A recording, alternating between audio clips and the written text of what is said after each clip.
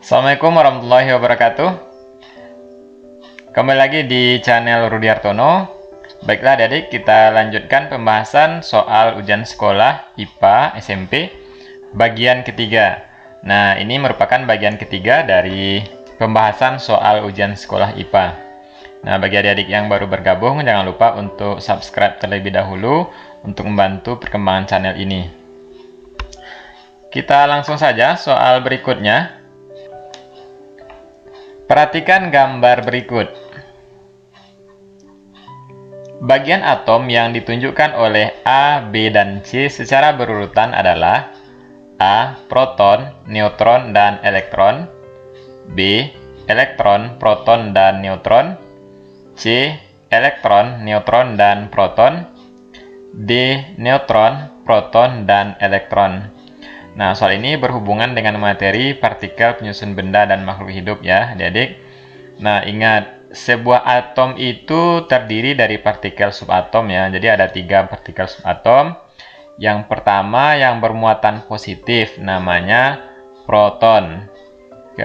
Kemudian yang bermuatan negatif elektron, dan satu lagi yang tidak bermuatan namanya neutron. Nah, jadi di sini A negatif berarti elektron, kemudian B positif adalah proton, dan C netral atau tidak bermuatan dinamakan dengan neutron. Jadi jawabannya adalah B. Berikut ini yang merupakan sifat-sifat fisika adalah A. Kerapatan, massa jenis, kekerasan, B. Kelarutan, keterbakaran, rasa, C. Warna, daya hantar, ionisasi, D. Kemagnetan, kereaktifan, bau. Nah, ini masih berkaitan dalam bab yang sama. Nah, sifat materi itu ada 2 ya, jadi ada sifat fisika dan ada sifat kimia. Nah, kita lihat dulu satu persatu ya. Untuk sifat fisika, nah, apa saja yang termasuk sifat fisika? Yang pertama, kerapatan atau disebut juga densitas atau disebut juga dengan massa jenis.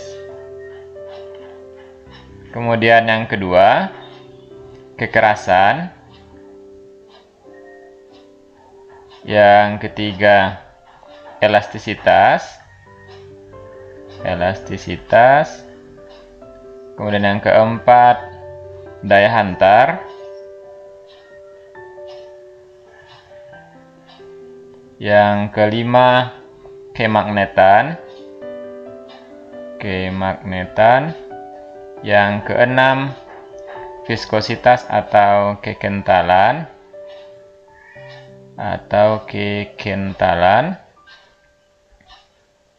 Yang ketujuh, titik didih. Yang kedelapan, titik beku. Yang kesembilan adalah titik leleh. Nah, sedangkan sifat yang kedua yaitu sifat kimia. Nah, sifat kimia ini antara lain kestabilan, kereaktifan, yang ketiga korosivitas, yang keempat kelarutan, yang kelima keterbakaran, yang keenam rasa, warna, dan bau, yang ketujuh ionisasi. Nah, jadi ada 2 sifat ini ya pada setiap materi ya, adik. Dia ada sifat fisika, ada sifat kimia. Nah, berarti yang termasuk sifat fisika adalah, iya betul, A ya jawabannya, kerapatan, massa jenis, kekerasan. Perhatikan beberapa teknologi ramah lingkungan berikut ini. A. Biofuel, 2. Biogas, 3. Biopori, 4. Solar cell, 5. Fitoremediasi, 6. Toilet pengompos. Contoh aplikasi teknologi ramah lingkungan di bidang energi adalah A. 1, 2, dan 3, B. 1, 2, dan 4, C. 3, 5, dan 6, D. 4, 5, dan 6.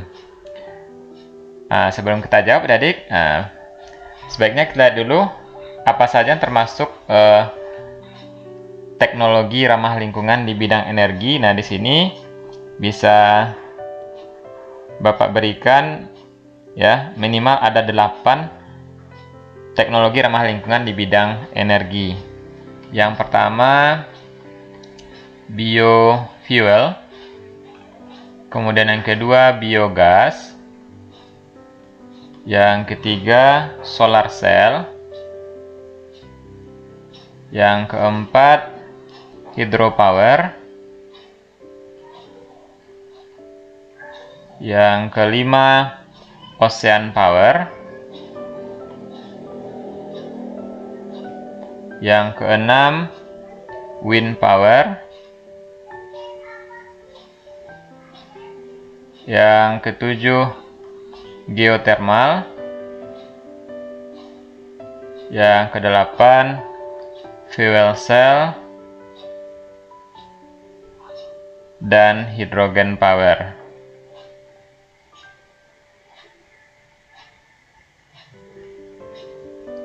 Nah, sehingga kita lihat di soal yang termasuk teknologi ramah lingkungan di bidang energi adalah biofuel, biogas, dan solar cell. Jadi jawabannya adalah 1, 2, dan 4. Perhatikan beberapa hewan berikut. Pernyataan berikut yang benar adalah A. 1 dan 2 adalah kelompok herbivora, B. 2 dan 4 dikelompokkan dalam reptilia, C. 3 dan 4 dikelompokkan hewan hermafrodit, D. 1 dan 4 kelompok hewan berbisa. Nah, soal ini berkaitan dengan pengelompokan hewan berdasarkan ciri-ciri yang dimilikinya. Nah, yang perlu diperhatikan pada soal-soal seperti ini, adik-adik, kita harus mampu mengelompokkan hewan-hewan ini berdasarkan ciri-ciri yang dimilikinya. Nah, ciri-ciri itu bisa dari bentuk, ya, bisa dari tempat hidup, bisa dari makanan, dan sebagainya. Jadi, adik-adik cari yang bisa dikelompokkan, ya. Kita lihat 1 dan 2 adalah kelompok herbivora. Herbivora ini adalah pemakan tumbuhan. Ini salah ya, karena katak itu biasanya makan serangga, berarti dia pemakan hewan. 2 dan 4 dikelompokkan dalam reptilia, 2 kura-kura atau penyu, 4 ular, ya betul ya, ini kelompok reptilia. Jadi berarti dari cara hidupnya ya. Nah, itu sudah jelas jawabannya B. Kemudian hermafrodit ini adik-adik adalah hewan yang memiliki kelamin ganda. Nih, contohnya pada siput ya. Kemudian 1 dan 4 kelompok hewan berbisa. Nah, bukan ya, hanya ular yang berbisa sedangkan katak tidak. Perhatikan perangkat dan data hasil perlakuan pada percobaan fotosintesis di bawah ini. Dari data hasil percobaan di atas dapat disimpulkan bahwa A. Intensitas cahaya tidak berpengaruh terhadap hasil fotosintesis. B. Semakin besar intensitas cahaya hasil fotosintesis semakin meningkat. C. Semakin besar intensitas cahaya hasil fotosintesis semakin menurun. D. Suhu air tidak berpengaruh terhadap hasil fotosintesis. Nah, kita lihat satu persatu ya adik. Jadi ini bisa adik cek langsung ke pilihan jawabannya untuk lebih efektifnya.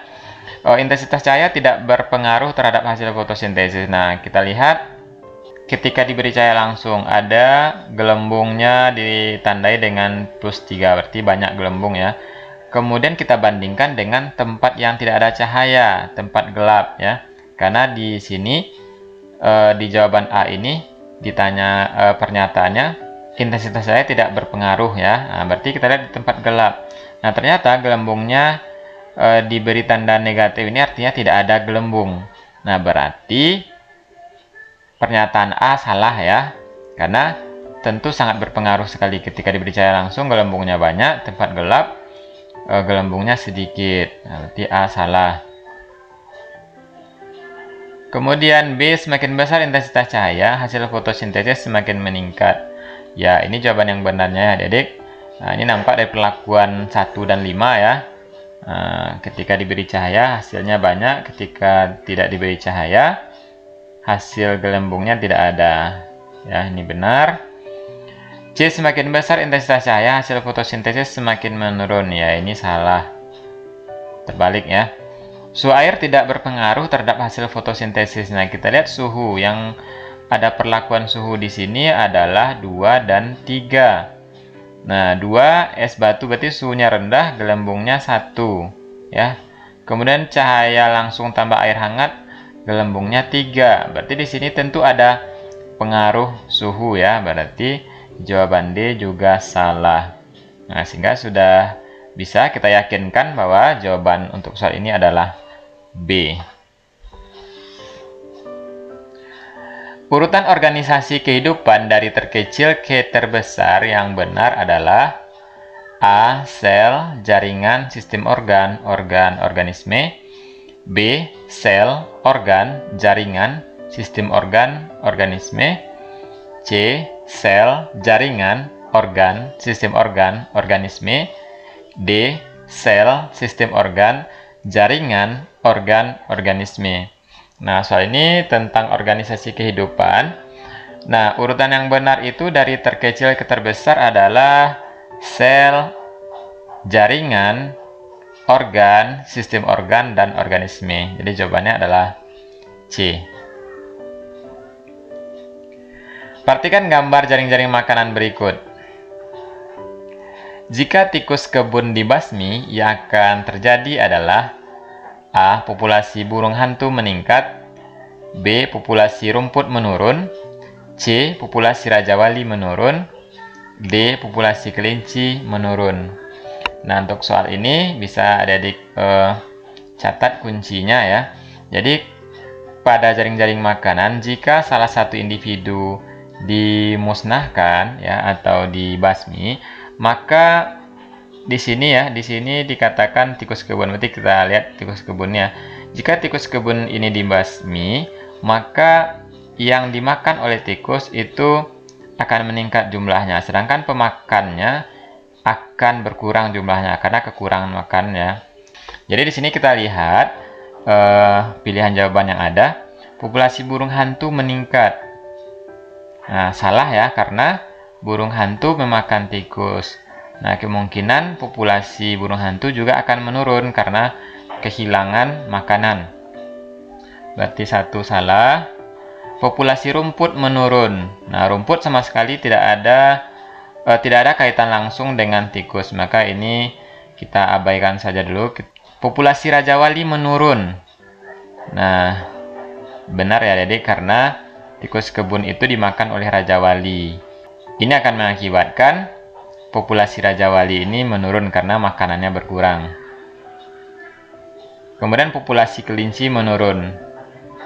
Nah, ini juga tidak ada kaitan secara langsung ya. Maka jawaban yang benar adalah C.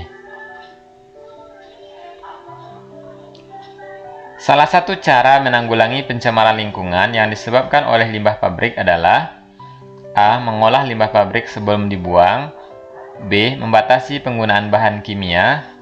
C. Mengurangi dan menutup industri bahan kimia. D. Membuang limbah pabrik sedikit demi sedikit. Nah, ini berkaitan dengan pencemaran lingkungan ya adik-adik. Ya, kira-kira mana jawabannya? Iya, benar. Jawabannya adalah A. Mengolah limbah pabrik sebelum dibuang. Jadi inilah cara yang paling efektif untuk pencemaran lingkungan yang disebabkan oleh limbah pabrik. Perhatikan gambar di bawah ini. Oke, ini ada gambar bagian tubuh, yaitu tangan ya. Jenis sendi yang ditunjukkan huruf X adalah A. Sendi peluru, B. Sendi engsel, C. Sendi pelana, D. Sendi putar. Oke, ini Bapak rasa adik-adik bisa menjawabnya. Nah, jawabannya apa? Ya, betul B ya, sendi engsel. Nah, jadi sendi yang terletak di siku itu dinamakan dengan sendi engsel. Kalau sendi peluru itu adalah sendi yang bisa bergerak ke segala arah. Nah, itu contohnya pada lengan ya, hubungan lengan dan bahu. Kemudian sendi pelana itu adalah sendi yang dapat bergerak ke dua arah. Nah, itu contohnya di pergelangan tangan. Kemudian sendi putar adalah sendi yang memungkinkan untuk gerak memutar. Contohnya adalah leher. Perhatikan data hasil percobaan uji makanan berikut ini. Oke, ini tabelnya. Berdasarkan uji makanan tersebut yang mengandung amilum dan protein terdapat pada bahan makanan A1 dan 2, B1 dan 3, C2 dan 3, D2 dan 4. Nah, soal ini berkaitan dengan uji makanan ya, adik-adik. Yang perlu dicatat di sini, adik-adik ya perlu pahami ya. Lugol ini digunakan untuk uji untuk uji amilum. Nah, jika bahan makanan itu mengandung amilum, maka warnanya nanti akan berubah menjadi biru tua atau biru kehitaman. Nah, kemudian Benedik berfungsi untuk menguji glukosa. Nah, apa warnanya? Ya, warnanya akan berubah menjadi merah bata atau oranye. Kemudian Biuret berguna untuk menguji protein. Nah, nanti warnanya akan berubah menjadi ungu. Kemudian satu lagi kertas. Nah, fungsinya untuk menguji lemak. Nah, yang akan terjadi pada kertas, nanti kertas menjadi transparan.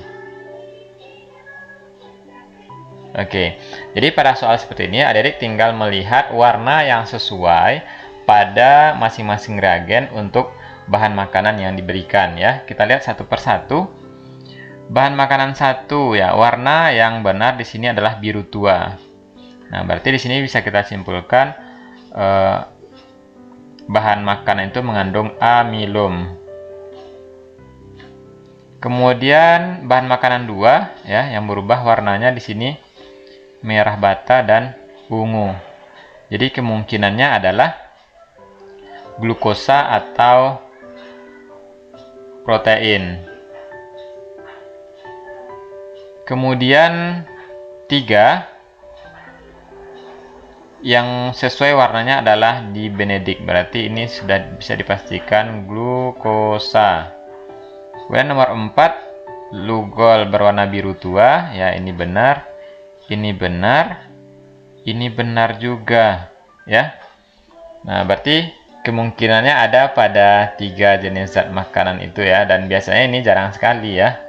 Nah, sehingga dari sini bisa kita simpulkan bahwa jawabannya yang mengandung amilum dan protein adalah 1 dan 2 ya, 1 dan 2. Nah, baiklah adik-adik, demikianlah pembahasan soal kita pada video kali ini.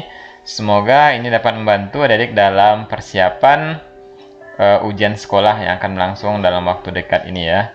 Nah, jangan lupa untuk menyaksikan video bagian 1, 2, dan keempat. Nah, jadi soal-soal ini dapat adik-adik download. Nah, silakan cek linknya di deskripsi video. Terima kasih atas perhatiannya. Sampai ketemu lagi. Assalamualaikum warahmatullahi wabarakatuh.